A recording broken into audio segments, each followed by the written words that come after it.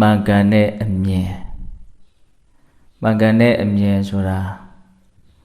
ဘလောက်အရေးကြီးသလဲဒီမှန်ကန်တဲ့အမြင်ရဖို့အတွက်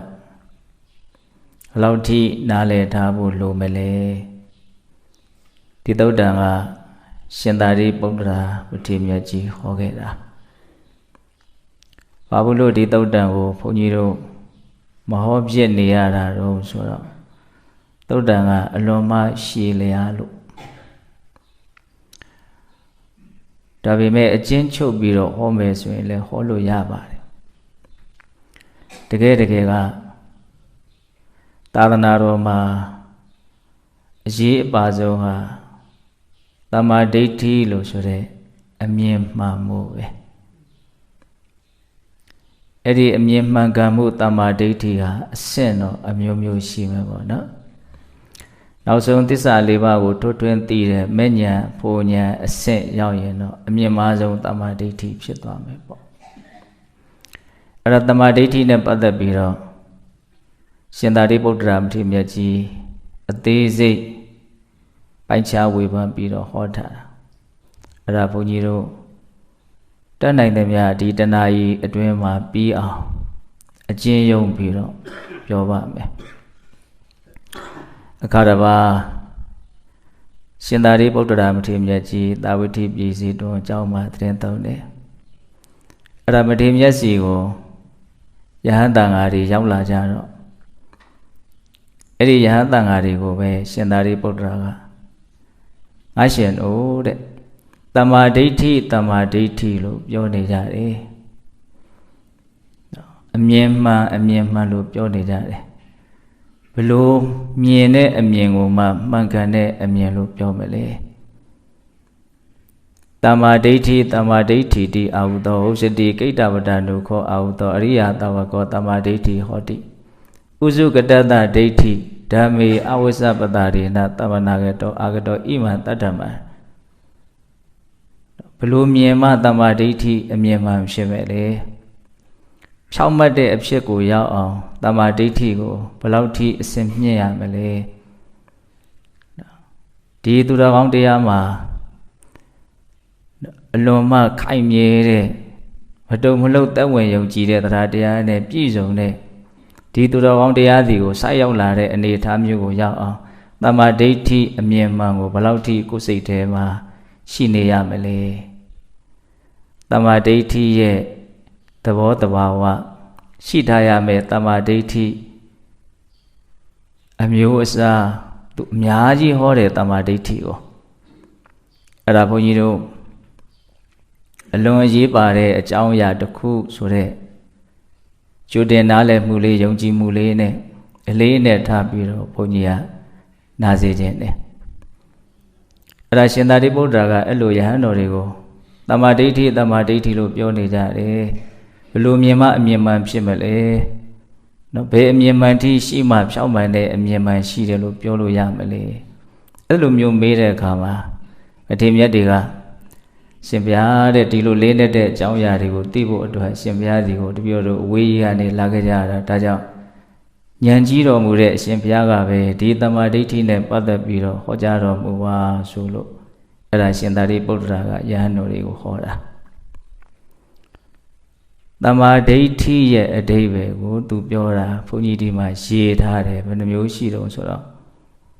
16အုပ်စုရှိတယ်နော်ဟိုအယံများလို့မှတ်မိနိုင်မှာမဟုတ်ဘူးလို့တော့မထင်နဲ့သူကပရိစ္ဆေသမုပ္ပါဒ်နဲ့ကပ်ပြီးတော့ပြောသွားတာတည်တည်ချာချာလေးစူးစိုက်ပြီးတော့နာယူမယ်ထပ်ပြီးတော့လေ့လာမယ်ဆိုရင်အလွန်အကျွံခက်ခဲနေတာတော့လည်းမဟုတ်ဘူးအဲ့ဒါပထမဆုံးသူတမ္မာဒိဋ္ဌိကိုဘယ်လိုအဓိပ္ပာယ်ဖွင့်ပြတော့ယတောခောအာဟုသောအရိယတဝကောဧဝံအကုတလမဇာနာတိဧဝံအကုတလမူလမဇာနာတိဧဝံကုတလမဇာနာတိဧဝံကုတလမူလမဇာနာတိတဲ့ဒီမူရင်းအခြေခံပါဠိလေးတွေကိုတော့ဘုန်းကြီးတို့ရွတ်ပြနိုင်အောင်ကြိုးစားမယ်ပေါ့နော်အဓိပ္ပာယ်ကဘာပြောတာတုံးဆိုတော့ပုဂ္ဂိုလ်တူတယောက်ဟာအကုသိုလ်ဆိုတာဘာလဲအကုသိုလ်ကိုခွဲခြားဝေဖန်ပြီးတော့သိတယ် အဲ့ဒီအကုသိုလ်တွေကဘာကြောင့်ဖြစ်တာလဲအကုသိုလ်ဖြစ်ခြင်းရဲ့အကြောင်းတရားကိုလည်းပိုင်းခြားဝေဖန်ပြီးတော့သိတယ်အကုသိုလ်ကိုလည်းခွဲခြမ်းသိတယ်ဒီအကုသိုလ်ဟာဘာကြောင့်ဖြစ်တာလဲဆိုတဲ့အကုသိုလ်ရဲ့အကြောင်းတရားကိုလည်းသိတယ်ကုသိုလ်ဆိုတာဘာလဲကုသိုလ်ကိုလည်းပဲပိုင်းခြားဝေဖန်ပြီးတော့သိတယ်အဲ့ဒီကုသိုလ်တရားတွေဟာဘာကြောင့်ဖြစ်တာလဲဆိုတဲ့ကုသိုလ်ရဲ့အကြောင်းတရားကိုလည်းသိတယ်၄မျိုးအဲ့ဒါတော့ကအုပ်စုတစုပြောလိုက်ရင်၄မျိုးကြီးပြောလိုက်မယ်တော့အကြောင်းအကျိုးသဘောနဲ့ဆက်ဆက်ပြီးတော့ပြောတာဟုတ်ခုဒီမှာပထမဆုံးအခြေခံကြတဲ့တမ္မာဒိဋ္ဌိကစပြီးတော့သူပြောတာနော်အကုသိုလ်ကိုသိတယ်အကုသိုလ်ဘာကြောင့်ဖြစ်တယ်လဲဆိုတော့အကုသိုလ်ဖြစ်ခြင်းရဲ့အကြောင်းတရားကိုလည်းသိတယ်ကုသိုလ်ဆိုတာကိုလည်းသိတယ်ကုသိုလ်ဖြစ်ခြင်းရဲ့အကြောင်းတရားကိုလည်းသိတယ်အဲ့ဒီနေရာမှာကုသိုလ်အကုသိုလ်ဆိုတဲ့စကားလုံးလေးကဗမာစကားလုံးလိုတောင်ဖြစ်နေပါပြီဒါပေမဲ့လို့တိတိကျကျပြောစမ်းကုသိုလ်ဆိုတာဘာလဲအကုသိုလ်ဆိုတာဘာလဲလို့ပြောရင်တော့ရောင်ဝါးဝါဖြစ်နေမဲ့လူကများပါတယ်နော်အကုသိုလ်ဆိုတာမကောင်းတဲ့သဘောပေါ့ကုသိုလ်ဆိုတာကောင်းတဲ့သဘောပေါ့အကျဉ်းမြင့်တော့အဲ့လိုပြောလို့ရပါတယ်ကြည်ကြဲဝဝသူ့ရဲ့အဓိပ္ပာယ်ကိုဖွင့်ဆိုနေမယ်ဆိုရင်လည်းအများကြီးပြောစရာတွေရှိလာတယ်ပေါ့နော်လူရင်းကတော့အကုသိုလ်ဆိုတာမကောင်းတဲ့သဘောပဲကုသိုလ်ဆိုတာကောင်းတဲ့သဘောပဲအဲ့တော့အကုသိုလ်ဆိုတာကိုပိုင်းခြားပြီးတော့သိတယ်တဲ့ဘယ်လိုသိတာတော့အကုသိုလ်ဆိုတာဘာတွေတော့အဲ့ဒါဒုစရိုက်တရား10ပါးကိုအကုသိုလ်လို့သိတယ်သူများအသက်တတ်တာမကောင်းဘူးအကုသိုလ်သူတို့ကပစ္စည်းမတရားယူတာခိုးတာဝတ်တာမကောင်းဘူးအကုသိုလ်ကာမကိစ္စဖောက်ပြန်မှားယွင်းတာမကောင်းဘူးအကုသိုလ်ဒုစရိုက်တရား10ပါးထဲမှာကာယဒုစရိုက်3ပါးဝစီဒုစရိုက်4ပါးရှိမယ်နော်လိန်ညာပြီးတော့ပြောတာမကောင်းဘူးအကုသိုလ်ပဲဂုံစကားပြောတာမကောင်းဘူးအကုသိုလ်ပဲကြမ်းထမ်းတဲ့စကားတွေပြောတာမကောင်းဘူးအကုသိုလ်ပဲအနှစ်သာရမရှိတဲ့တန်ဖိုးမဲ့စကားတွေကိုပြောတာအကုသိုလ်ကောင်းမှုနောက်အဘိဇ္ဇာပြာပါဒမိစ္ဆာဒိဋ္ဌိမနောတုစရိုက်3ပါးသူတို့အပစ္စည်းရခြင်းတယ်လောဘပြဋ္ဌာန်းတဲ့သဘောပြာပါဒစိတ်ဆိုးတယ်စိတ်တိုးတယ်ဆင်းရဲစီလိုတယ်နှိပ်စက်ခြင်းတယ်ဒါတွေအကုန်လုံးကျုံးဝင်တယ်ဒေါသပြဋ္ဌာန်းတဲ့သဘောမိစ္ဆာဒိဋ္ဌိဆိုတော့အမြင်မှားတာအခုပြောတဲ့တမ္မာဒိဋ္ဌိနဲ့ဆန့်ကျင်ဘက်သဘောလို့လည်းပဲနားလည်လို့ရမယ်သူမြင်နေတဲ့အမြင်တွေဟာအမှားတွေနော်အဲ့ဒါဘာလဲလို့မေးရင်အကုသိုလ်ဒါမြင်အဲ့ဒီအကုသိုလ်တရားတွေဟာဘာကြောင့်ဖြစ်တာလဲအကုသိုလ်ဖြစ်ခြင်းရဲ့အကြောင်းတရားအကုသိုလ်ဟာတဲ့လောဘဒေါသမောဟကြောင့်ဖြစ်တယ်တဲ့လောဘဟာအကုသလမူလဒေါသဟာအကုသလမူလမောဟဟာအကုသလမူလအကုသလမူလဆိုတာအရင်ကအကုသိုလ်တွေဟာသူတို့ကြောင့်ပွားစီးလာတာသူတို့ကြောင့်ဖြစ်ပေါ်လာတာစောစောကပြောတဲ့အကုသိုလ်တရားတွေဟာလိုချင်ရင်ဖြစ်တယ်ဟုတ်တယ်မို့လားဒုစရိုက်တရားတွေကမကြည်မနှက်ဖြစ်နေရင်လည်းဖြစ်တယ်ဘာမှမသိဘူးဆိုရင်လည်းဖြစ်တယ်ဟောအကုသိုလ်ကိုလည်းခွဲခြမ်းပြီးတော့သိတယ်အကုသိုလ်ဖြစ်ခြင်းရဲ့အကြောင်းကိုလည်းသိတယ်ဆိုတာဒါပြောတာနောက်ကုသိုလ်ကိုလည်းသိတယ်ကုသိုလ်ဖြစ်ခြင်းရဲ့အကြောင်းကိုလည်းသိတယ်ကုသိုလ်ဆိုတာဘာတော့ဆိုတော့ဒီနေရာမှာသူဘယ်လိုသိတာတော့သူစရိုက်တရားတွေကိုကုသိုလ်လို့သိတယ်အဲ့တော့သူစရိုက်တရားဆိုတာဘယ်တရားတော့စောစောကဒုစရိုက်တရား10ပါးကိုရှောင်တာကိုပဲသူစရိုက်တရားလို့ခေါ်တယ်ဒါအများကြီးစဉ်းစားရရှိတယ်ဘုန်းကြီးတို့မဟုတ်တာမလုပ်တာကိုကဟုတ်နေတာလို့သူကအဓိပ္ပာယ်အဲ့ဒါလို့သိရောက်နေတယ်အငြိအကျေးတွေမရှိတာကိုပဲစင်ကြယ်တယ်အမိုက်တွေမရှိတာကိုပဲတန့်ရှင်းတယ်အပူတွေမရှိတာကိုပဲအေးတယ်ဟောလောကရဲ့နော်နဲ့နေတဲ့သဘောလေးတွေမြင်အောင်ကြည့်နော်မကောင်းတဲ့အကုသိုလ်တွေမဖြစ်အောင်နေတာကိုကကောင်းနေတာပဏ္ဏတိပါဒဝေရမဏိသူတတ်တဲ့ချင်းကရှောင်နေဟုတ်လားဒါပါတော့ကုသိုလ်အဲ့ဒါ10မျိုးလုံးကိုယ့်ဟာကိုချဲ့ပြီးတော့စဉ်းစားနားလည်ရမယ်နော်ဒုစရိုက်တရားတွေကိုရှောင်ကျင်ခြင်းကိုသူစရိုက်တရားလို့ခေါ်တယ်အဲ့ဒီသူစရိုက်တရား10ပါးကိုသူဟာကုသိုလ်ကောင်းတဲ့အလုပ်ကောင်းတဲ့သဘာဝတွေလို့သူသိတယ်ဒါနဲ့အဲ့ဒီကုသိုလ်သဘောတွေဟာဘာကြောင့်ဖြစ်တာတော့အကြောင်းတရားအလောဘအဒေါသအမောဟကြောင့်ဖြစ်တယ်တဲ့နော်မလိုချင်လို့ရှိရင် ဒုစရိုက်တရားတွေမဖြစ်ဘူးလို့ပြောတာဒုစရိုက်တရားတွေမဖြစ်တာကိုပဲဒုစရိုက်တရားတွေဖြစ်နေတယ်လို့ပြောတာနော်မေတ္တာသဘောတွေဖြစ်နေလို့ရှိရင်ဒုစရိုက်တရားတွေမဖြစ်ဘူးနော်ဒုစရိုက်တရားပဲဖြစ်မယ်တဘာဝလောကရဲ့အကြောင်းကိုမှန်မှန်ကန်ကန်သိတယ်မြင်တယ်နားလေတယ်အမောဟပညာသဘောအထွတ်အထိပ်ပြောရမယ်ဆိုရင်ဘဝကိုဆင်းရဲလို့သိတယ်ဒီဆင်းရဲဟာဘဝကိုမမောတဲ့တဏှာလောဘကြောင့်ဖြစ်နေတာလို့သိတယ်တဏှာငြိမ်းမှဘဝဆင်းရဲဒုက္ခတွေငြိမ်းသွားမှလို့သိတယ်အဲ့ဒီတဏှာငြိမ်းပြီးတော့ဒုက္ခငြိမ်းတဲ့အနေထားတရားစီကိုရောက်ဖို့ဆိုရင်အမြင်မှန်တမ္မာဒိဋ္ဌိကောင်းဆောင်တဲ့မဂ္ဂင်၈ပါးကိုပွားများမှရလိမ့်မယ်လို့ဆိုတာသူသိတယ်အဲ့ဒီအတိတွေရှိမယ်ဆိုရင်ဒီလူဟာဒုစရိုက်တရားတွေဖြစ်เสียအကြောင်းမရှိဒုစရိုက်တရားပဲဖြစ်လိမ့်မယ်ဒါကြောင့်ကုသိုလ်ကိုလည်းသိတယ်ကုသိုလ်ဖြစ်ခြင်းရဲ့အကြောင်းကိုလည်းသိတယ်အဲ့ဒါဘာလို့တမ္မာဒိဋ္ဌိတဲ့အခြေခံအစပြောတာနော်အကုသိုလ်ကိုလည်းသိတယ်အကုသိုလ်ဖြစ်ခြင်းရဲ့အကြောင်းကိုလည်းသိတယ်ကုသိုလ်ကိုလည်းသိတယ်ကုသိုလ်ဖြစ်ခြင်းရဲ့အကြောင်းကိုလည်းသိတယ်လေးမျိုးအဲ့လောက်သိမယ်ဆိုလို့ရှိရင်ဒီပုဂ္ဂိုလ်ဟာနော်သူတော်ကောင်းတရားစီကိုဖြောင့်မတ်သောအမြင်နဲ့တမ္မာဒိဋ္ဌိခေါင်းဆောင်တဲ့ဖြောင့်မတ်တဲ့အမြင်နဲ့ရောက်လာတဲ့ပုဂ္ဂိုလ်အဲ့ဒီအတိတွေကိုအခြေခံအဲ့ဒီအမြင်တွေကိုအခြေခံပြီးတော့နော်သောတပ္ပသောရာဂ ानु တယံပါဟာယပဋိက္ခ ानु တယံပฏิဝိနောတတောအတ္တမိတိဒိဋ္ဌိမာနာနုတယံတမုဟနိတဝဝိဇ္ဇံပါဟာယဝိဇ္ဇံဥပ္ပါတိတဝဒိဋ္ဌိဝဓမ္မေဒုက္ခတန္တကရောဟောတိနည်းနည်းလေးရှင်းပြမယ်နော်အဲ့ဒါလို့သိတာတကယ်သိတာသူကမဲ့အဆင့်ဖို့အဆင့်နဲ့သိတာအဲ့ဒါလို့သိတဲ့အခါကျတော့အဲ့ဒီပုဂ္ဂိုလ်ဟာအလုံးစုံသောဆွဲမဲ့မှုအကိန်းဓာတ်ကိုသူဖယ်ရှားတယ်နော်အနုတယဆိုတဲ့စကားလုံးလေးကိုအကိန်းဓာတ်လို့ဒီလိုလေးဘာသာပြန်တယ်ရာဂ ानु တယရာဂဆိုတာဆွဲမဲ့တာအနုတယဆိုတာကိန်းနေတာနောက်ကိုစိတ်ထဲမှာတန်တရားတစ်လျှောက်လုံးကစပြီးတော့ဒီဓာတ်ဟာကိန်းနေတာနောက်ထပ်လိုချင်စရာမတွေ့လဲတွေ့တာနဲ့သူကတခါတည်းဖြစ်ပေါ်လာပြီးသားထားကြွတောင်းကျမ်းလာလိမ့်မယ်သူကအဲ့ဒါလို့သူကဒီထဲမှာအငုတ်ဓာတ်အနေနဲ့ကိန်းနေတာရှိတယ်အနုတယ9မျိုးတောင်ရှိတယ်တော့ဘုန်းကြီးတို့ဟိုတုန်းကအနုတယသို့မဟုတ်ချောင်းနေသောယံသူဆိုတဲ့ခေါင်းစဉ်လေးနဲ့နော်ကြိုက်ထိုမှာဟောတာတရားတစ်ပုဒ်ရှိတယ်နော်အဲ့ဒီအနုတယကိုပြောနေတာသူကရာဂ ानु တယကိုသူပယ်ဖြောင်းနိုင်လိမ့်မယ်ပဋိက္ခ ानु တယနော်စိတ်ကိုအလွန်ထိခိုက်စေတဲ့ဒေါသထိပါမှုစိတ်ကိုထိခိုက်သွားစေတယ်နော်အချွန်နေပါလေထက်ထက်မှာကြောတဲ့အရာနဲ့အသားကိုထိခိုက်လို့ရှိရင်အဲ့ဒီအသားဟာပွန်းသွားတယ်ပဲ့သွားတယ်ပြတ်သွားတယ်အဲ့လိုပဲစိတ်ဟာဒေါသနဲ့တွေ့တဲ့အခါမှာထိခိုက်သွားတယ်ပဋိက္ခလို့သုံးတယ်နော်တဲကိုကောက်ရင်ဘာတော့ဒေါသအဲ့ဒါကလည်းပဲအနုတယသဘောနဲ့ကျွတ်တို့မှာကိန်းနေတာရှိတယ်အဲ့ဒီထိပါမှုထိခိုက်မှုဒေါသဆိုတဲ့အကိန်းတက်ကိုလည်းပဲအဲ့ဒီပုဂ္ဂိုလ်ဟာဖယ်ဖြောက်ပြလိုက်တယ်အတ္တမိတိဒိဋ္ဌိမာနာနုတယဒီစကလုံးလေးအသစ်အစမ်းလေးဒိဋ္ဌိမာနာနုတယဒိဋ္ဌိနဲ့မာနာကိုတွဲပြီးတော့အနုတယရဲ့ရှေ့မှာကတ်ထားတာနော်သူကငါဆိုတဲ့အမြင်ထဲမှာမာနပါတယ်နော်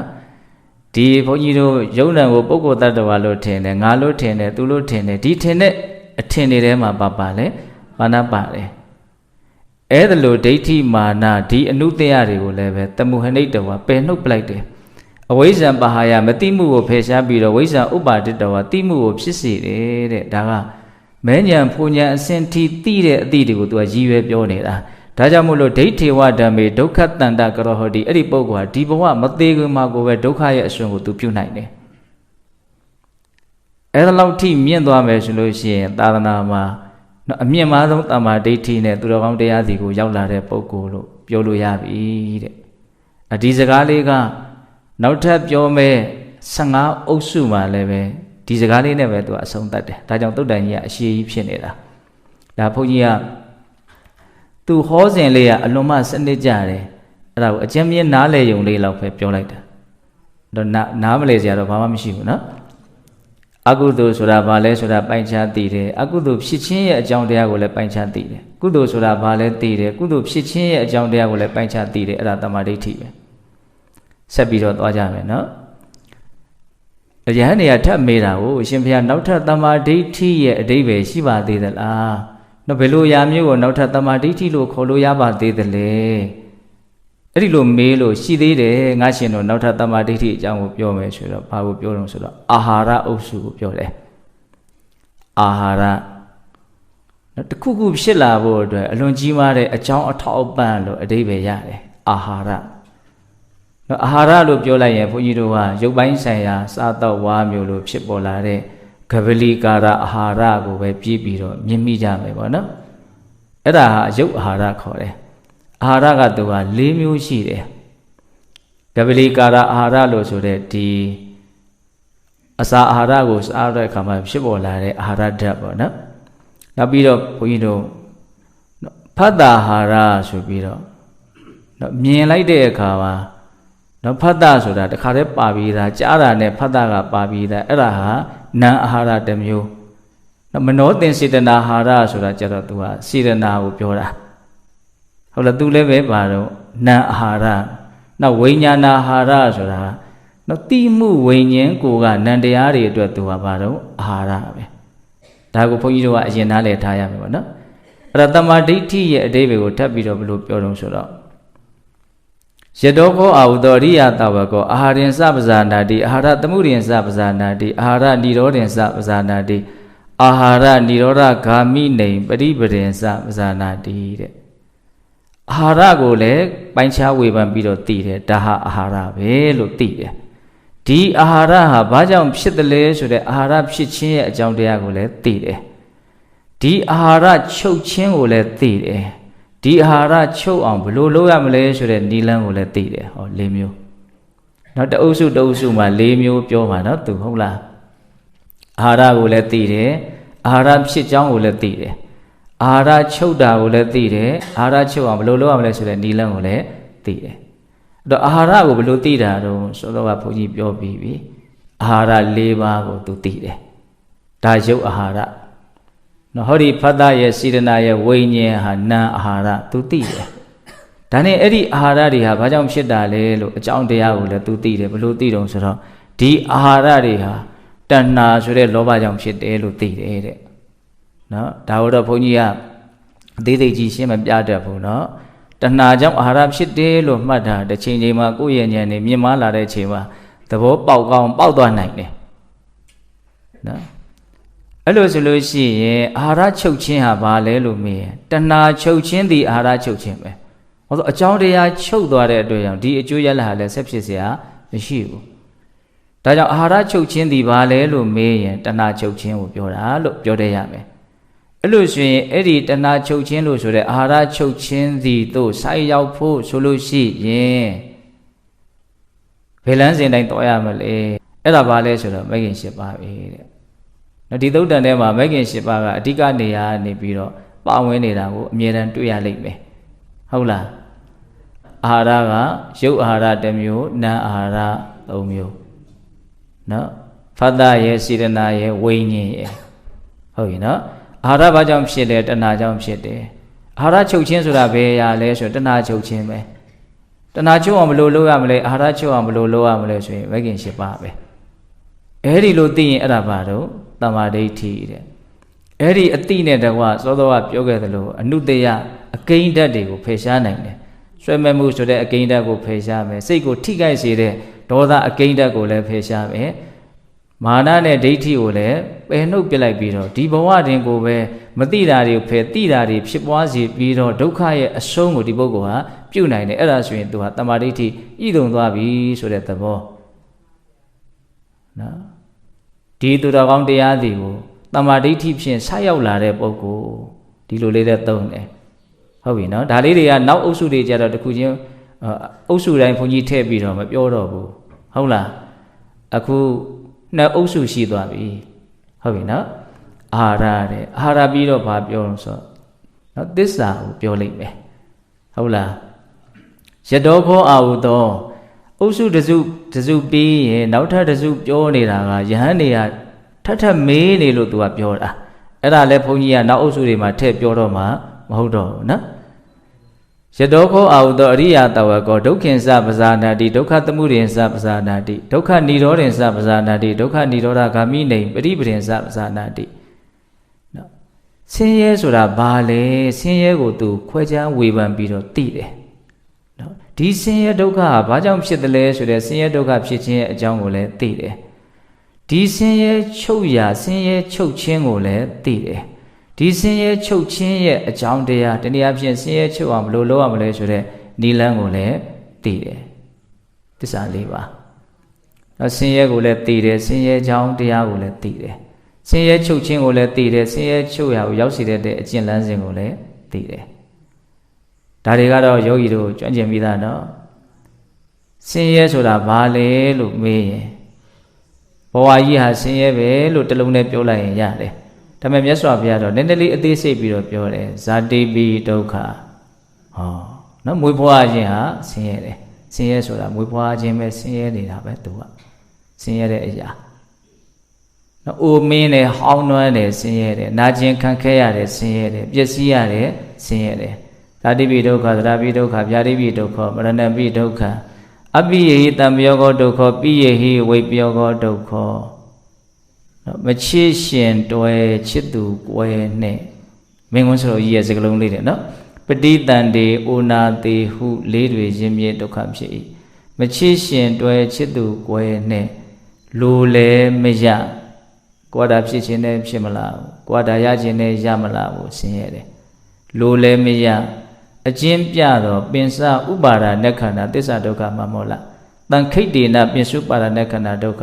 ဆွဲလမ်းမှုဥပါဒံဖြစ်ရာယုံနာခန္ဓာအစုသည်ဆင်းရဲတတ်တတ်ပဲဆင်းရဲကိုသိတယ်ဆိုတာအဲ့လိုသိတာဘုန်းကြီးတို့အသေးစိတ်ရှင်းပြဖို့အတွက်နောက်ဟာတွေကိုငဲ့ရအောင်မယ်နော်အဲ့တော့ဒုက္ခကိုသိတယ်ဆိုတာအဲ့လိုသိတာဒါဖြင့်ဒီဒုက္ခအစုအဝေးဟာဘာကြောင့်ဖြစ်တာလဲဒုက္ခဖြစ်ခြင်းရဲ့အကြောင်းတရားကိုသူဘယ်လိုသိမလို့ဒုက္ခဖြစ်ခြင်းရဲ့အကြောင်းတရားဘာလဲတဏှာလောဘပါနော်တဏှာလောဘကိုအဲ့ဒီမှာမြတ်စွာဘုရားရဲ့အလိုတော်ကြဘယ်လိုဟောတော့တဏှာပောနောဘဝိကာနန္ဒီရာဂတဟဂတာတတရတတရာဘိနန္တိနေဒီစကလုံးလေးတွေကကျွမ်းကျင်ကိုထားရမှာနော်တဏှာမှာဘလို့စွမ်းရည်တတ္တိတွေရှိတယ်လဲဘလို့သဘောတဘာဝတွေရှိတယ်လဲ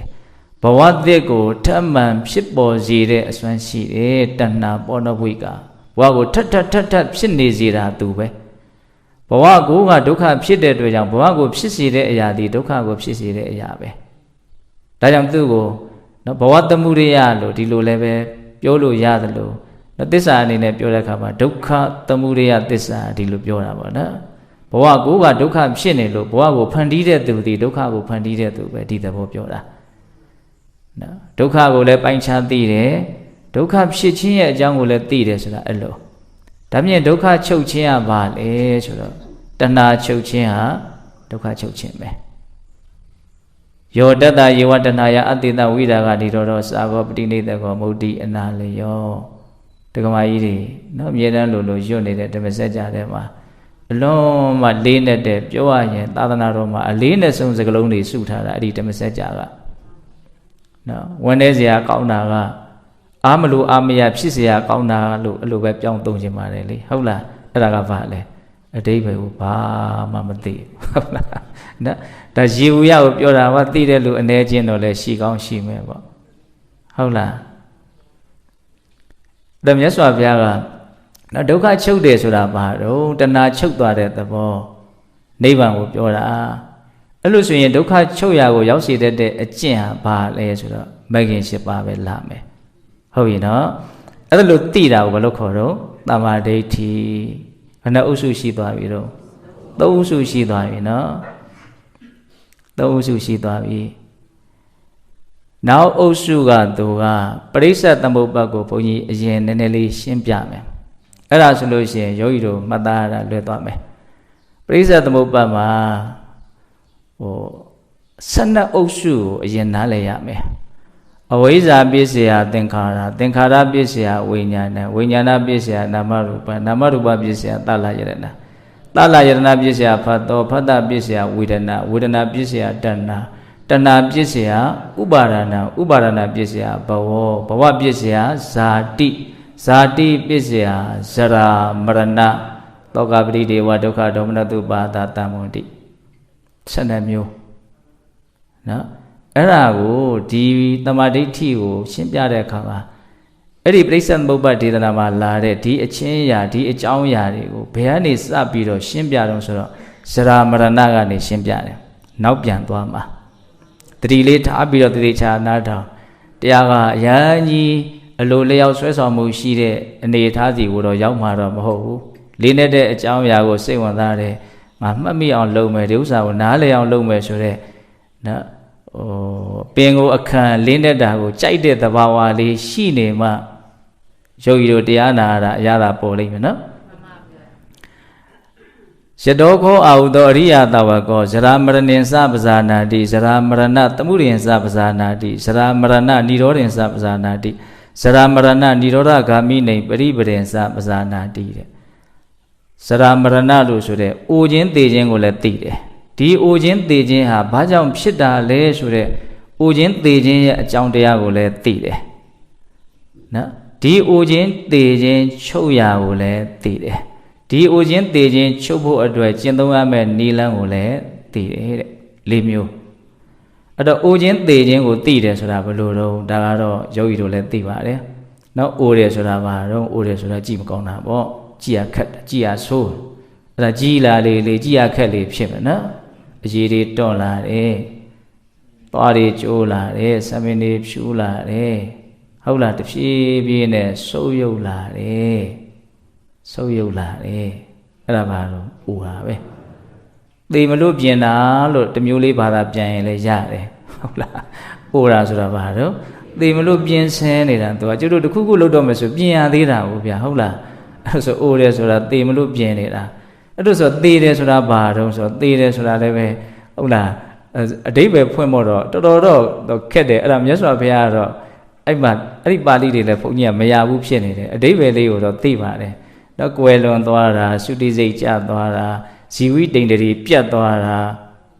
ဟုတ်လားနော်အမျိုးမျိုးသောတရားဝါတွေဟာပျက်စီးသွားတာနောက်ထပ်ဘဝတစ်ခုကိုဆက်ပြီးတော့ဖြစ်ဖို့အတွက်ဒီဘဝကပြတ်ဖို့လိုတာဟုတ်လားအဲ့ဒါကိုသိခြင်းတရားနော်တခါလေကျုပ်တို့ကပြောနေကြစကားလုံးတွေရိုးနေအောင်သိနေပြီမလို့ဒါဘာတုံးလို့ပြောရင်ပြန်ပြီးတော့ဖြေဖို့ကခက်လိုက်တာဟုတ်လားသေတယ်သေတာဘာတုံးလို့မေးဟာသေတာပေါ့လို့ပြောမှာအဲ့လောက်သိကျင်တာနဲ့မေးတာမဟုတ်ဘူးလေဟုတ်လားသေခြင်းတရားရဲ့အဓိပ္ပာယ်အများကြီးရှိတာပေါ့ဟုတ်လားအဲ့တော့အိုခြင်းသေခြင်းကိုလည်း तू သိတယ်ဆိုတာအဲ့လိုသိတာဒါနဲ့ဒီအိုခြင်းသေခြင်းရဲ့အကြောင်းတရားကဘာလဲအိုခြင်းသေခြင်းကဘာကြောင့်အိုရတာလဲဘာကြောင့်သေရတာလဲသူရှိမှာဘာရှိတော့ဇာတိရှိရနော်ဇာတိပစ္စယဇရာမရဏဇာတိပစ္စယမွေးဖွားလာခြင်းဒီဟုသောဇာတိဒီဟုသောအကြောင်းကြောင့်ဇရာမရဏအိုရတယ်သေရတယ်နော်သောကပတိဒေဝဒုက္ခဒေါမနတဥပယတကိုသူထည့်မပြောဘူးနော်ဇရာမရဏကနေကင်ပြောတယ်ဇရာမရဏကိုလည်းသိတယ်ဇရာမရဏဖြစ်ခြင်းရဲ့အကြောင်းကိုလည်းသိတယ်ဆိုတာဇရာမရဏဟာဇာတိကြောင့်ဖြစ်တယ်လို့သူသိတယ်တဲ့သမာဓိဋ္ဌိဆိုတာအဲ့ဒါပဲအဲ့လိုဆိုရင်ဇရာမရဏချုပ်ခြင်းဟာဘာလဲဇာတိချုပ်ခြင်းဟာဇရာမရဏချုပ်ခြင်းပဲဇာတိမဖြစ်ရင်ဇရာမရဏဖြစ်လို့ကိုမရဟုတ်တယ်နော်အဲ့လိုဆိုရင်ဇာတိမဖြစ်ခြင်းလို့ဆိုတဲ့နော်ဇရာမရဏချုပ်ခြင်းစီကိုဆိုက်ရောက်ဖို့ဆိုရင်ဒါနိဗ္ဗာန်ကိုပြောနေတာနော်ဆိုက်ရောက်ဖို့ဆိုရင်ဘုန်းကြီးတို့ဘာလုပ်ရမလို့ဘဲခင်၈ပါးကိုကျင့်ရမယ်နော်အဲ့ဒါလို့သိတာနော်ဇရာမရဏကိုလည်းသိတယ်ဇရာမရဏဖြစ်ကြောင်းကိုလည်းသိတယ်ဇရာမရဏချုပ်ခြင်းကိုလည်းသိတယ်ဇရာမရဏချုပ်ခြင်းဒီတို့ဆိုက်ရောက်စေမဲ့အကျင့်လမ်းစဉ်ကိုလည်းသိတယ်တဲ့အဲ့ဒါတမ္မာဒိဋ္ဌိနော်ဇရာမရဏပြီးရင်အပေါ်ပြန်တက်မှာနော်နောက်တအုပ်စုလာတော့မယ်နောက်တအုပ်စုကပါတော့ယတောခောအာဟုသောအရိယတဝကောဇာတိစပဇာနာတိဇာတိသမှုရိင်္စပဇာနာတိဇာတိនិရောဓင်္စပဇာနာတိဇာတိនិရောဓဂာမိနေပရိပဒင်္စပဇာနာတိ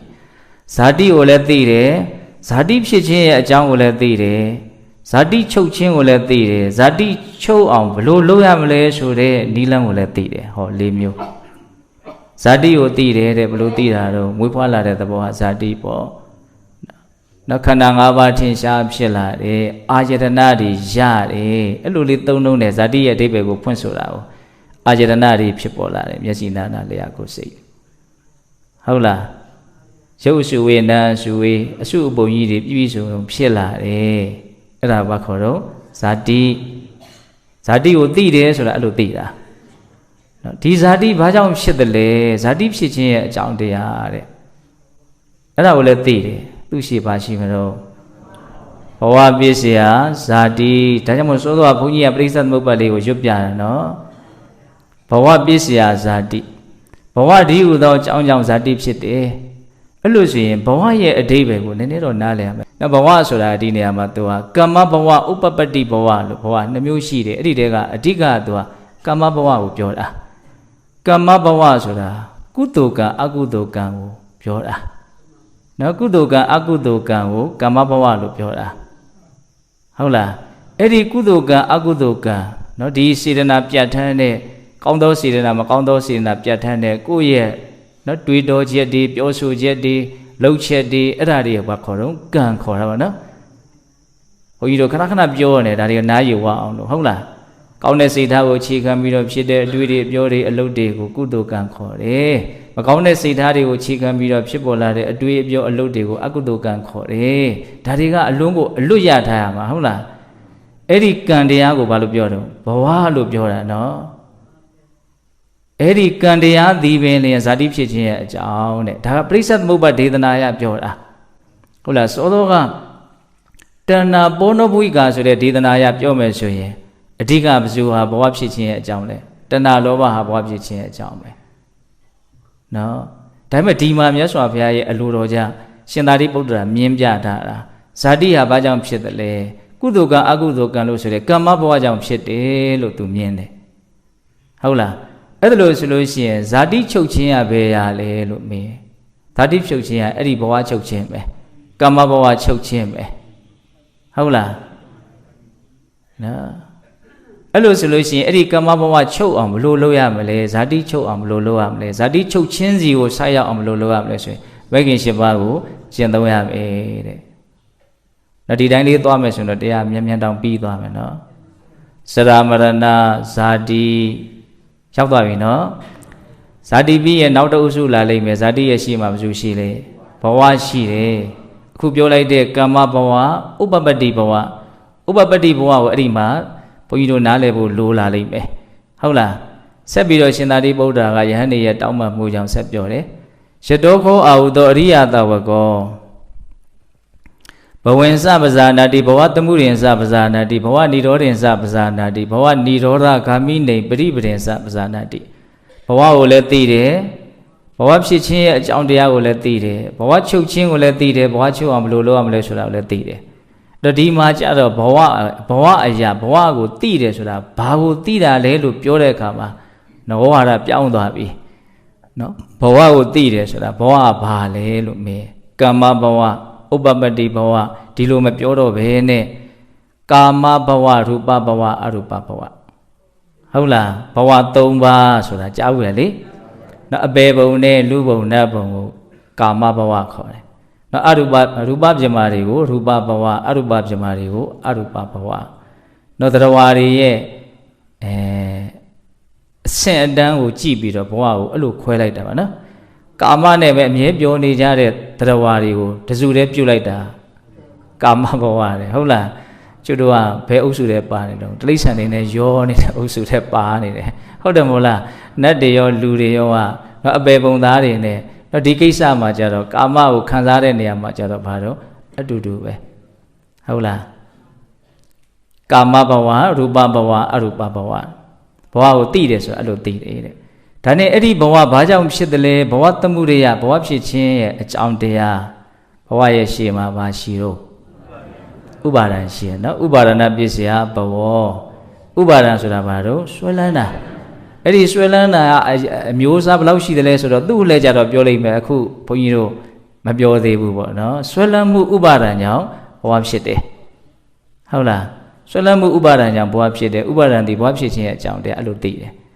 ဒါနဲ့ရင်ဘဝချုပ်တယ်ဆိုတာဘာတော့ဆိုတော့ဥပါဒံချုပ်ခြင်းသည်ဘဝချုပ်ခြင်းပဲနော်ဥပါဒံချုပ်ခြင်းသည်ဘဝချုပ်ခြင်းပဲ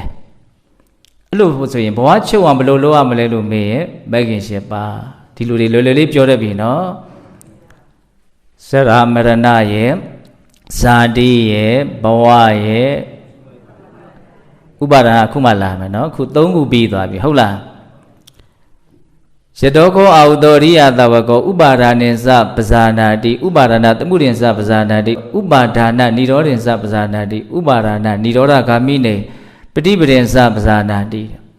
Solamu Ubadan will let thee. The Ubadan Bajam Shidale, so the Ubadan yet Joundia will let thee. Ubadan Chochin will let thee. Ubadan Choam, Loloa Malay, so that Nilan will let thee. The Ubadan will blow thee the Ubadan Panamushi Luchavuro. Lemyo Kamu Baran, Deitu Baran, Tilabadu Baran, Adawadu Baran.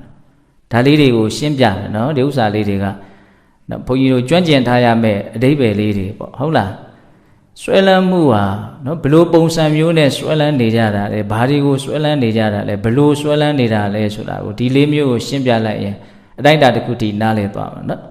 Kamu Baran, so that Kama Ayo Swellan. You live your eye, Poyo Mienjins, a corner lady with Mienjin. Mamia Mane, I'm shit a single Yautuare at a Kamupara. Majaya Mane, I'm shit a single Yautuare. See them up Shaulugo Mia, oh, Mienjin, Jajin. Parido. Kamubara, no? Then shooting the Sandauchin to teach in the Dititoa. Kamubaran Bido Baro, day 2 Baran, no day 2 Baran, Suraga, Diniama. As you some Mara with your. You know, Bogo Dadawa, Temare, Naga, Atawadu Baran, Sura, no ma Lauma Molo. Day 2 Baran, Suraga. No, Luya, Juju, Suramishi, Siva, Suramishi, Nawa, Suramishi, a Pamishi, a Mimishi, had to other you alone gentane. No, Luemare, a Miene, Biola. And I let go to carry a whole team, beat up a zoo, Choloma, Na Chaloma, a Jude and John named Pioloma, Lemacan, I would go to Valota, sweatheart. How the Mola? Who the near Ponies a cat of Compiola, Mammy de Lamanteo. Now. Dumia will be in Bosora, Lurekisam, hopeful, Lurayam, Guago, say, I did, look, Yoele. Tima, sweating, a go sweater, go sweater, go see vida. How the Mola? Now, Chopo cat. Kama was swellene, Kamu Bara, Jus Amari was swellene, day 2 Bara. Now, the Labadu Bara, Suraja, the Mew. No begging Shibaga, Luelu, Janet, a Chene, say a Nye Emu, Chanamu, a Sigo, Yanane, look, Mayune, Swelamu. Saria Blue Bureau, Quajan, Noa Jenny, was Sinjazira de Lujusa Biro, and I was Swelaneda. And I got the Kimash Ava, Tabimelu, Mazi Srovia, no, my Kimire. Not the Lamadu Bara, or Dua, Louis, Bonjini Lemapio. Megan Shiba, a Chenga, Loelu, Janet, a Jenny, Chana, Nainelu. Go say to my Usa, a Jenny, she, a Jenny, a Boma Swelani, at the Lamadu Barame. Now Adawadu Bara, Sola, the Atta she. Hola, Atalu, Mama Union Tenida. Ogo Tatoalu, Mama Union Tenida. Adawado, Adawadu Bara, Ubara Manamuro, Lemio. Ubaran will theatre, so I look theatre. Ubaran Bajam said the lay, Ubaran Chichi, a John Dea. Ubaran Shima Bashiro. Ubaran Shibashiro, so my web Joro, the Hola. No, Senaji, no, Judo, could eat at the lady go, oh, Blue Biomero, Chepian Goa, no, Sena Matare Kajaro. Ubaram Chichi at John Dea Vale, Jude, me, please send Mubago, John Gentare, Pogori Dama, John Down Shedda. Together, Ubaram Chichi at John Deani, the Piotr Valley, Siga, Tana Bisia, Ubarana, Bisia, Soda, Tau, John Ju Bito, Tatapsi de Luta Biogena. Hola. The Ubaram Chichi at John Dea the Tana. Ubaran Chochin, Soda, Bao Biorang, so Tana Chochin, Ubaran Chochin, Lupiorabe. Hola. Lucy Ubaran, Solamu Choam, Lolo, Marono Bay, Megan Shipabe. Megan Shipado, Zalai Georgie, Betua. Hola, Tumabalo, meow. No. Davada Osu Ubaran being Palamaro, Dushima, Tana. No. Shadoko Audoria Tabaco, Tendin Sabzana, Tana, the Moody and Sabzana. Not Tana Nidor in Sabzana, Tana Nidoraga mean name, but even in Sabzana. Not Tana Surago, Pancha Bido Tide, Editana, Pajam Shidale Sure. Tanaye a John Diagole, Tide. အဲ့လိုလေးပြောလိုက်တော့သိကျင်စိတ်ကပေါ်လာတယ်။ဒီတဏှာဘာကြောင့်ဖြစ်တယ်လဲ။ဒါပေမဲ့အဖြေကရုပ်တရက်မရဘူး။ခက်တာကအဋ္ဌိစာကပါဇက်ထဲမှာလည်းရှိနေပြီးသား။ကျွတ်တို့ကအတိနဲ့မှတ်ထားတာနဲ့ကိုမတွဲမိဘူးဖြစ်နေတာပေါ့နော်။အဲ့ဒါဘာနဲနေတာတော့ကျွမ်းကျင်မှုနဲနေတာပေါ့။ဟုတ်လား။တဏှာကိုလည်းသိတယ်။တဏှာဖြစ်ခြင်းရဲ့အကြောင်းတရားကိုလည်းသိတယ်။တဏှာချုပ်ခြင်းကိုလည်းသိတယ်။တဏှာချုပ်အောင်ဘယ်လိုလုပ်ရမလဲဆိုတဲ့နည်းလမ်းကိုလည်းသိတယ်။တဏှာကိုဘယ်လိုသိမှာတော့ဘယ်လောက်ထိတဏှာကိုပိုင်းခြားပြီးတော့သိရမှာတော့ဓမ္မစကြာဒေသနာမှာတော့တဏှာရဲ့အဓိပ္ပာယ်ကိုပြောပြီးတော့တဏှာကိုပြောတဲ့အခါမှာကာမတဏှာဘဝတဏှာဝိဘဝတဏှာလို့ဒီလိုလေးပြောတယ်ဟုတ်တယ်မဟုတ်လားကာမကိုတမက်တာရှိတယ်ဘဝကိုတမက်တာရှိတယ်သိပြီးရင်ဘာမှဆက်မဖြစ်တော့ဘူးဆိုတဲ့ကိုယ့်ရဲ့ဒီဥစ္စေတာဒိဋ္ဌိအမြင်မှားကြီးကိုတော့အခြေခံပြီးတော့အဲ့ဒီအမြင်မှားကြီးနဲ့ဆက်ရှင်တဲ့တဏှာလောဘ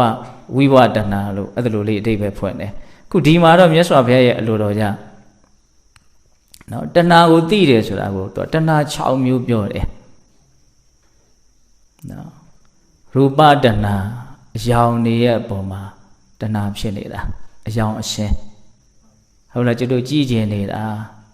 အယောင်အရှင်းလေးတွေရဲ့အကြောင်းကိုတွေးနေတာနော်ပြီးရင်ဘာလာမလို့တတ္တတဏှာအတန်နေရဲ့အပေါ်မှာတဏှာဖြစ်နေတာဟုတ်လားကြားကျင်နေတာ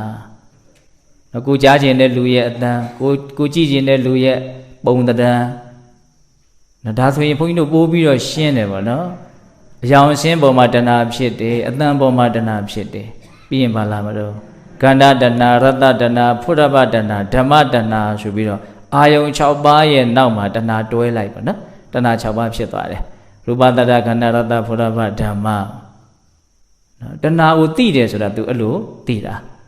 အဲ့ဒီတဏှာဘာကြောင့်ဖြစ်တယ်လဲတဏှာဖြစ်ခြင်းရဲ့အကြောင်းတရားတဲ့တဏှာရဲ့ရှိပါရှိတော့ဝေဒနာခံစားမှုဒီတဏှာဖြစ်ခြင်းရဲ့အကြောင်းနဲ့အလွန်နိကတဲ့အကြောင်းကို तू ပြောတာနော်ကျွတ်တို့စိတ်ထဲမှာခံစားတယ်မခံစားဘူးဆိုတာလေးတွေကအမြဲဖြစ်နေတယ်ဟုတ်လားခံစားတာမခံစားတာမထင်ရှားဘူးဆိုတဲ့ဥပေက္ခဝေဒနာကတော့အဖြစ်အများဆုံးပေါ့ဟုတ်လားအဲ့ဒီဝေဒနာရဲ့နောက်မှာတဏှာဟာပါနေတယ်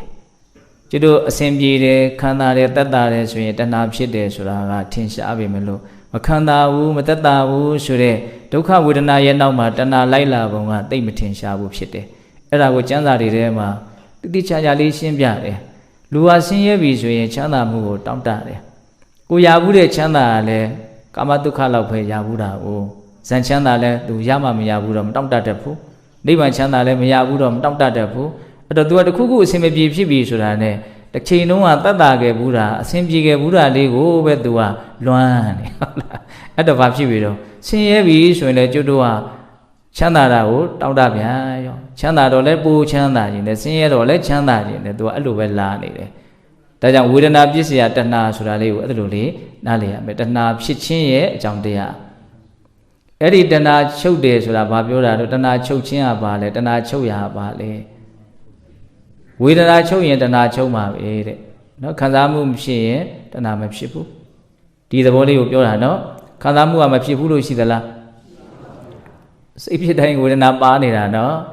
အဲ့တော့ခံစားမှုချုပ်ခြင်းသည်တဏှာချုပ်ခြင်းပဲတဲ့အဲ့လိုဆိုရင်ဒီခံစားမှုချုပ်လို့တဏှာချုပ်တယ်ဆိုတဲ့အနေအထားတစ်ရပ်ကိုရောက်ဖို့အတွက်ဘုန်းကြီးတို့ဘယ်လမ်းကိုလိုက်ရမှာတော့မဲခင်၈ပါး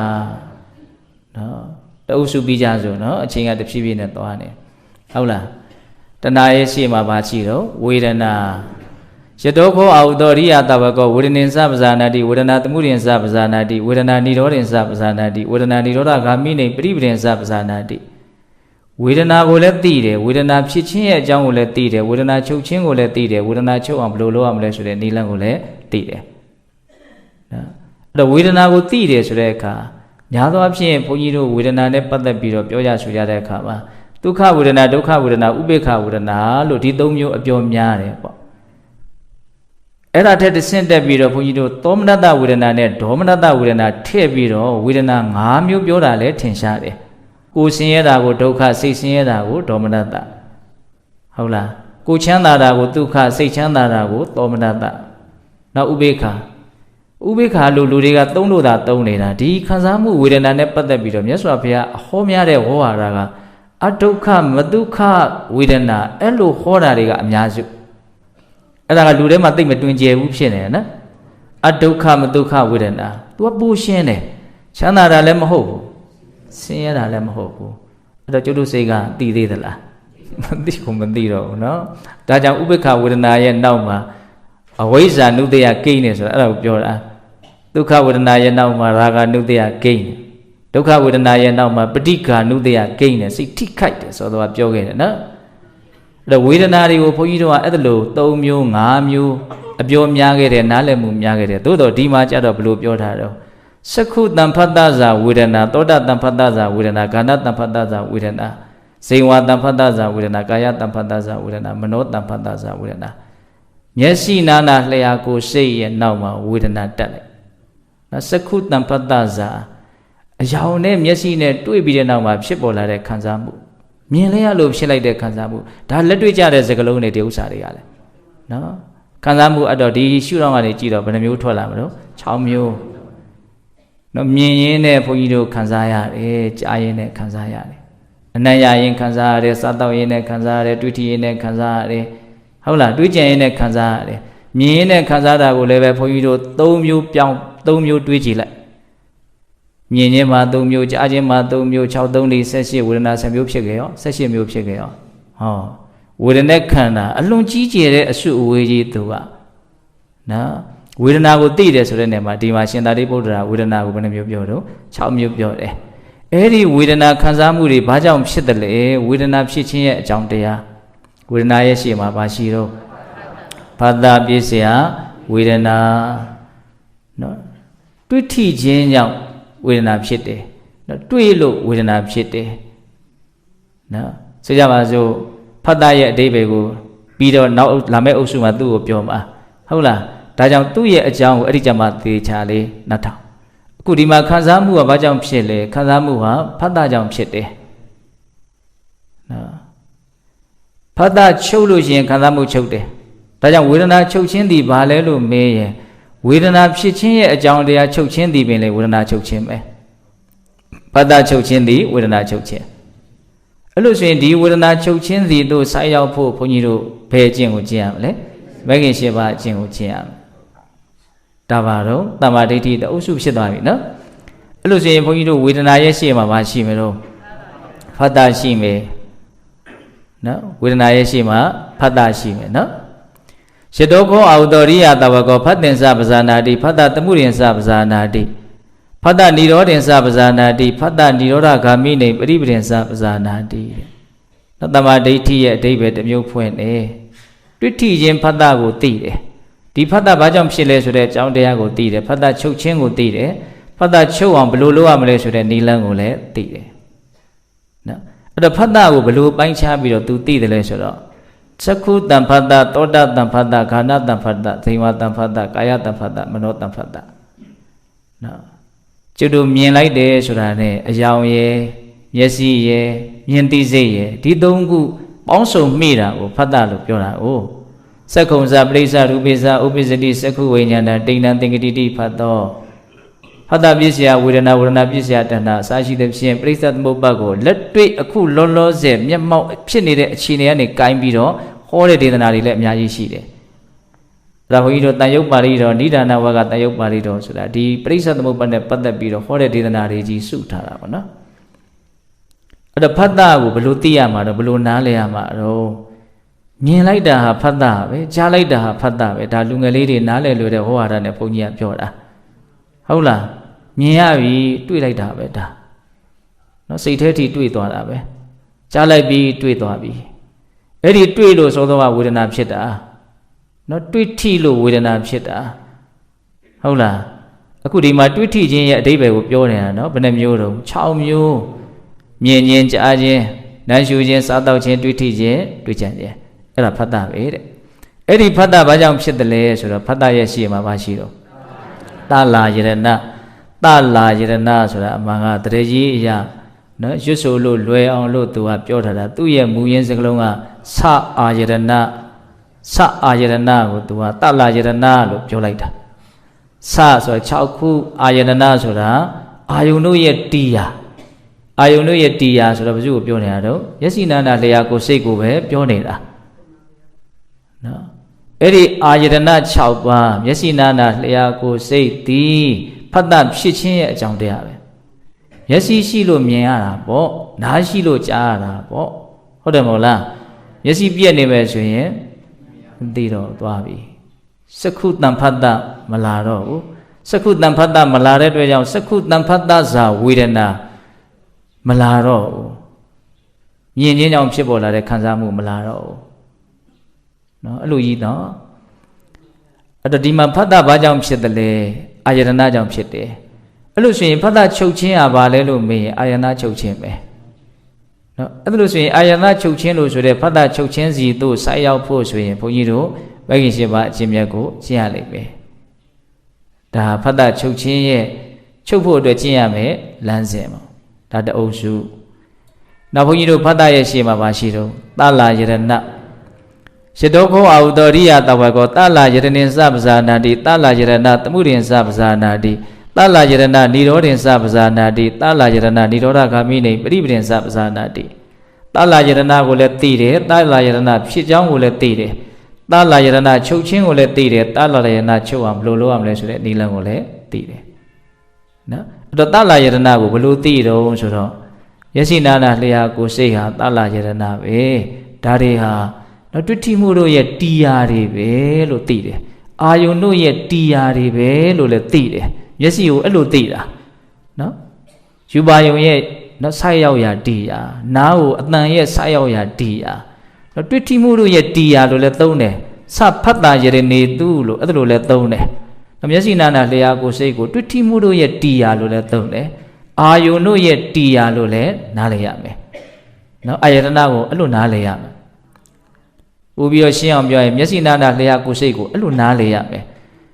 Di Chauhua, Ayunu ye dia, Luna Leame. No? Elusin, Eddie Ayunu ye dia. Dala Yerena, no safe shipboya, Lord Dimyama, Eluli Para Pianta, Alaponia, Lon the Bojare. Safe shipboya, Nia. Hola. No, Yesia, safe shipboya, Nia. No. Eddie Ayana Bajam Shidaleso, Ayana Shima Bashiro. Na yote. Hola. No, you did the ball, teetered at the ball name, Bama, Matita at the ball. No, Jamia, teetered at the ball name, Matita at the ball. Nayo Chochin, the Talayana Chochin, Tajan Tala Chochin of Luna Lemero, Nayo Chochin, Luna Leame.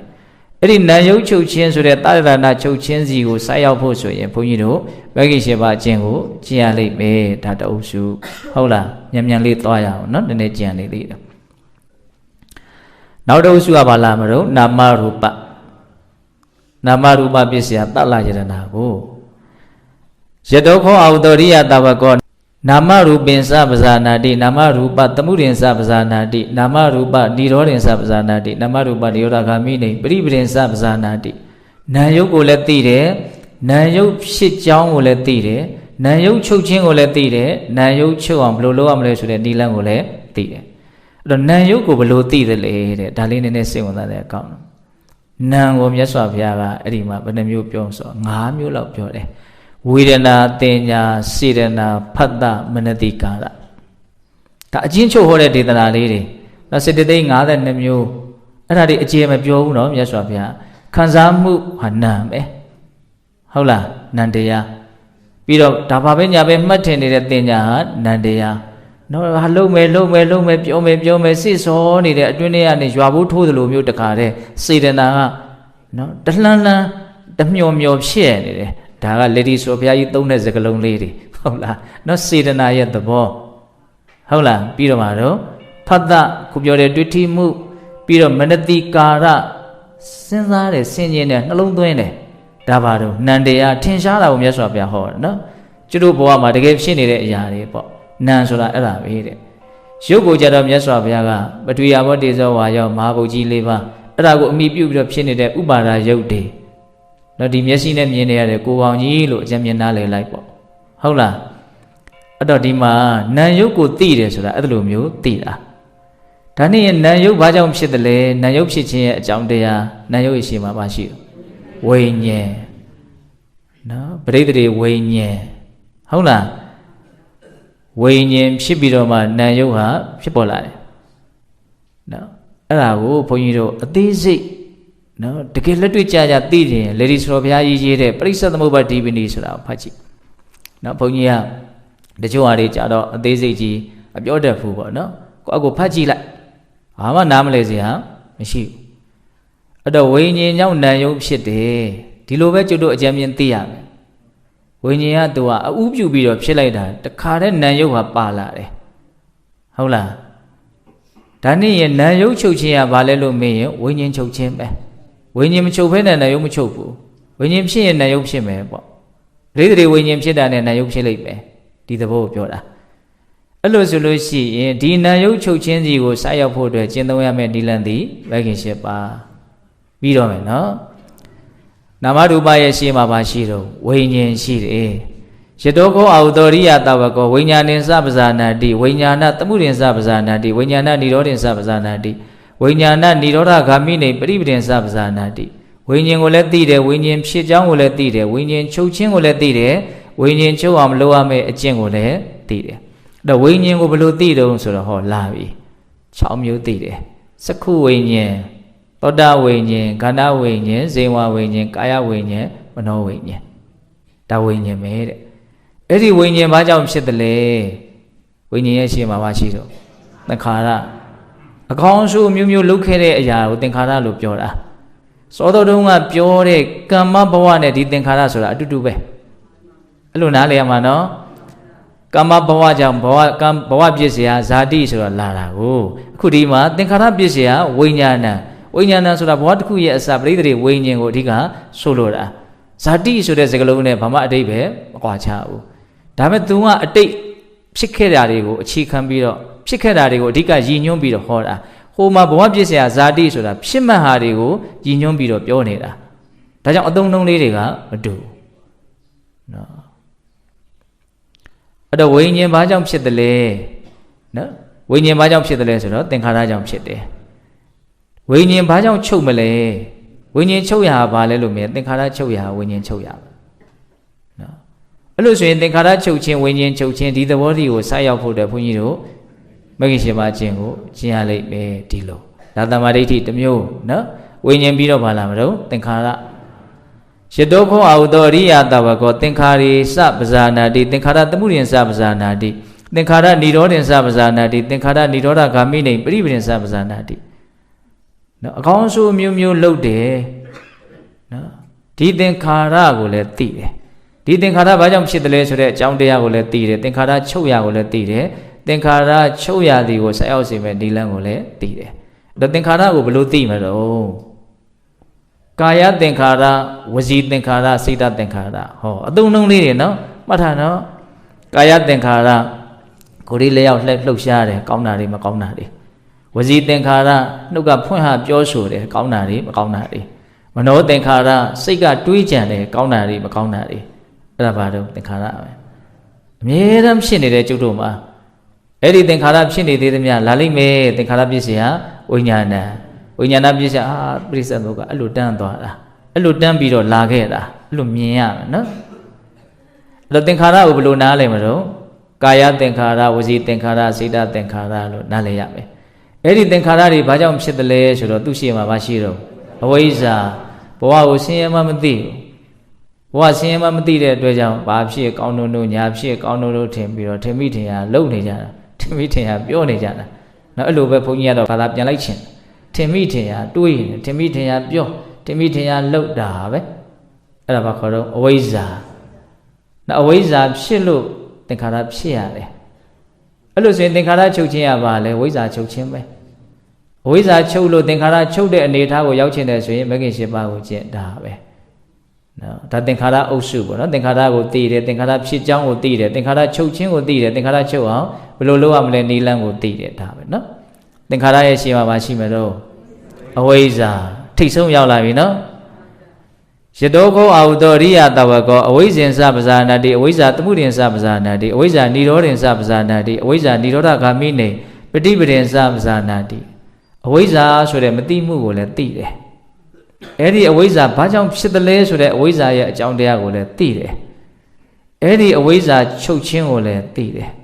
အဝိဇ္ဇာချုပ်အောင်ဘယ်လိုလုပ်ရမလဲဆိုတဲ့နည်းလမ်းကိုလည်းသိတယ်ဟုတ်ပြီ အဲ့လိုဆိုရင်အဝိဇ္ဇာဆိုတာဘာလဲအဝိဇ္ဇာကိုသိတယ်ဆိုတာဘယ်လိုသိရမှာတော့လှုပ်စမ်းမအောင်တရားစစ်ပြီးဘုံကြီးရနော်အဝိဇ္ဇာကိုဘယ်လိုသိမလဲဘာဟာအဝိဇ္ဇာလို့ပြောလိုက်အဝိဇ္ဇာဆိုတာဒါပဲလို့ဘယ်လိုပြောမလဲ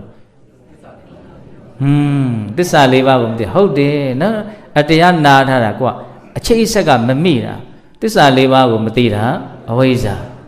ဒါကြောင့်ဒီမှာသူကဘယ်လိုပြောတော့ဒုက္ခေအညာဏဒုက္ခသမှုရိအညာဏဒုက္ခនិရောဓေအညာဏဒုက္ခនិရောဓဂ ामि နိပရိပရာယအညာဏဒါဒုက္ခဆိုတာကိုမသိဘဝရဲ့ပုံမှာဒါဒုက္ခလို့သူမသိလောဘရဲ့ပုံမှာဒါဒုက္ခဖြစ်ခြင်းရဲ့အကြောင်းလို့သူမသိဘူးနိဗ္ဗာန်ရဲ့ပုံမှာဒါဒုက္ခချုပ်ခြင်းလို့သူမသိဘူးမဂ္ဂင်၈ပါးကိုဒုက္ခငြိမ်းရာလို့သူမသိဘူးအဲ့ဒါကိုအဝိဇ္ဇာခေါ်တယ်အဲ့လိုဆိုရင်အဝိဇ္ဇာဘာကြောင့်ဖြစ်တယ်လဲအဝိဇ္ဇာရဲ့ရှေ့မှာဘာရှိဟောသူတို့တရားနာထားကြတယ်ကောင်းတယ်နော်အဝိဇ္ဇာရဲ့ရှေ့မှာဘာရှိမလို့ပရိစ္ဆေသမုပ္ပါဒေသနာရတော့သူကအတဝကိုပြောမထားပါဘူးနော်သို့တော်ဒီမှာရှင်သာရိပုတ္တရာကအဝိဇ္ဇာဟာအတောတရားကြောင့်ဖြစ်တယ်တဲ့အဝိဇ္ဇာဖြစ်ခြင်းရဲ့အကြောင်းတရားနော်အတောတရားကြောင့်ဖြစ်တယ်အဲ့တော့အဲ့ဒီအတဝကိုကြည့်ကြည့်လိုက်ကာမတဝဘဝတဝဆိုတာကာမကိုလိုချင်တဲ့လောဘနဲ့ဘဝကိုလိုချင်တဲ့လောဘဒိဋ္ဌတဝဆိုတာယုံနာကိုပုဂ္ဂိုလ်တ attva လို့ထင်မှားတဲ့သဘောအဝိဇ္ဇာတဝဆိုတာသောတဝသစ္စာလေးပါးကိုမသိတာအဲ့တော့အတဝထဲမှာအဝိဇ္ဇာပါနေတယ်အဲ့တော့ဘလို့ဖြစ်တုံဆိုတော့အဝိဇ္ဇာကြောင့်အဝိဇ္ဇာဖြစ်တယ်လို့ပြောမယ်ဆိုရင်ก็ပြောလို့မရဘူးလားရနေတယ်ဘာလို့အတဝထဲမှာအဝိဇ္ဇာကပါနေတယ်ဟုတ်တယ်မဟုတ်လားဒါကြောင့်အဝိဇ္ဇာဘာကြောင့်ဖြစ်တယ်လဲလို့မေးတော့နော်လောဘကြောင့်လည်းဖြစ်တယ်ဒိဋ္ဌိကြောင့်လည်းဖြစ်တယ်အဝိဇ္ဇာကြောင့်လည်းဖြစ်တယ်ဟောအသေးစိတ်အဲ့လိုလေးမြင်ရမယ်နော်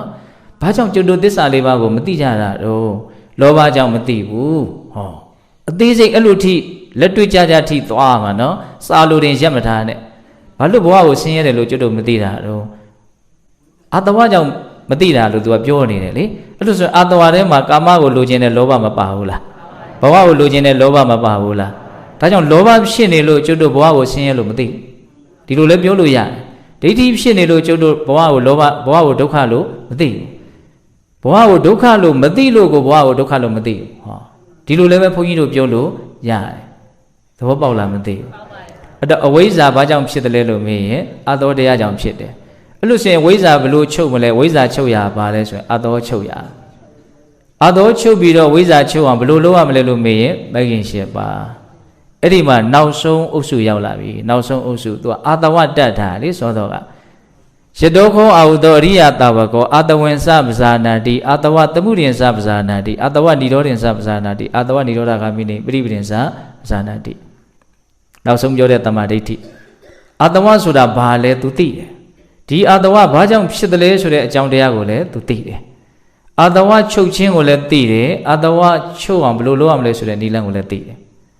တော့အာတဝကိုဘယ်လိုသိမလို့ဆိုတော့ကာမတဝဘဝတဝဒိဋ္ဌတဝအဝိဇ္ဇာတဝ၄မျိုးရှိတယ်လို့သိတယ်အချင်းအားဖြင့်သိတယ်